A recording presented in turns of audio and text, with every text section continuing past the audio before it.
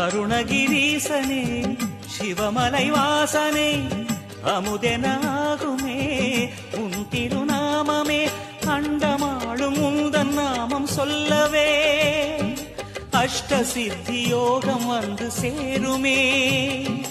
ஓம் நமக சிவனே நமக ஓம் நமக ஹர ஓம் நமக.